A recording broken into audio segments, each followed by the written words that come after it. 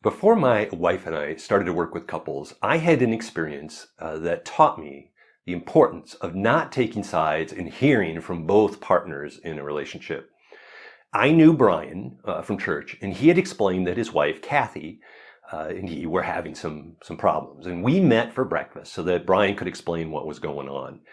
We sat down, we made small talk, and while we ordered breakfast, and I could tell that Brian was in really tough shape. He went on to explain to me that he came home from work and Kathy was sitting on the sofa with an old boyfriend, and he blew his top. He was convinced that she was having an affair. And I listened to Brian, and I felt for him. Kathy was also a friend, and I couldn't believe that she would act this way. And I immediately took his side, and I told him that I thought she was way out of line, and he had every right to be upset. Later, I learned more of the story.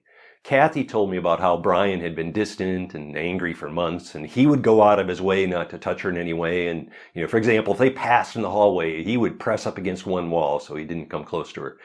And she felt completely ignored and dismissed.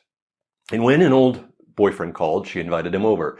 And I never did find out if there was an affair there or not. But siding with Brian without understanding her perspective made me the enemy, and she wouldn't talk to me. So I certainly made some mistakes, and I learned some lessons. Hearing only one side is very common in marriage ministry and mentoring, and often we get asked to meet with one person, and sometimes they just need someone to listen. Other times I sense that they're trying to get people on their side in order to gang up on their partner. So here's 4 lessons that I learned. So 1, there's always 2 perspectives. We all have our own perspectives. It's always interesting to me that couples can come out of the same experience and disagree on what actually happened. Kathy and Brian obviously had some different perspectives on what was happening. Brian was fixated on her meeting with an old boyfriend. Kathy was fixated on Brian's distance. And I'm not saying that Kathy was justified in meeting with a boyfriend, but neither was Brian justified in distancing himself.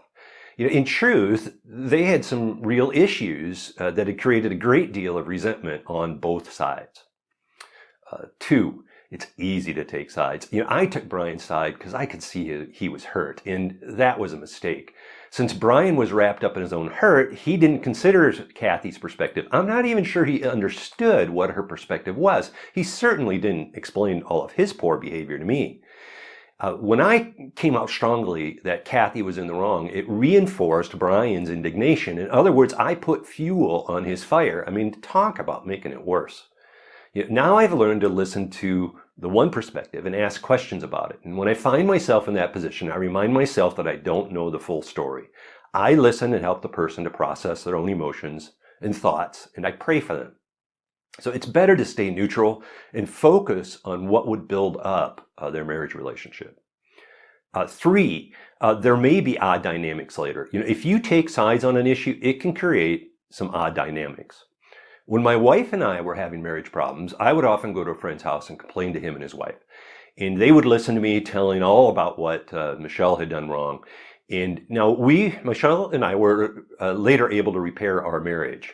But about 10 years later, I suggested to my friend that the 4 of us go out for dinner. And his wife was so angry at my wife that they didn't want to get together. And I was shocked. It had been 10 years.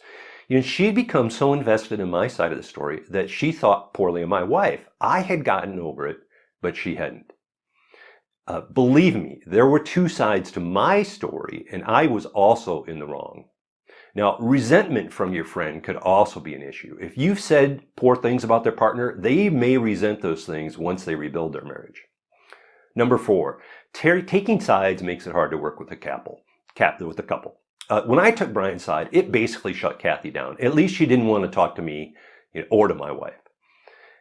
One time we were asked by a woman if we would meet with her alone. And she wanted to explain what was going on in their marriage. And I think she honestly wanted us to help, and she was hurt by her husband's behavior. And we were nervous about this for a couple of reasons. First, we wanted to get his side. We had learned that there's always 2 perspectives, and we wanted to hear both sides. Second, we were afraid that he wouldn't know what we had talked about. He may feel that we were ganging up on him, and I don't think that would have helped the couple. So we told her that we'd be happy to meet, but we wanted to see the 2 of them together, and she agreed, and the meeting ended up being very productive. So let me give you some tips. One, remember the two sides. It's not always possible to meet with a couple together. Remember that you are only hearing one side of the story, and their partner may have a completely different experience. Two, stay neutral. This can be tough to do. You can help someone by listening and empathizing and praying. Three, build the relationship. I keep a simple thought in mind. What is going to build up their marriage and what will tear it down?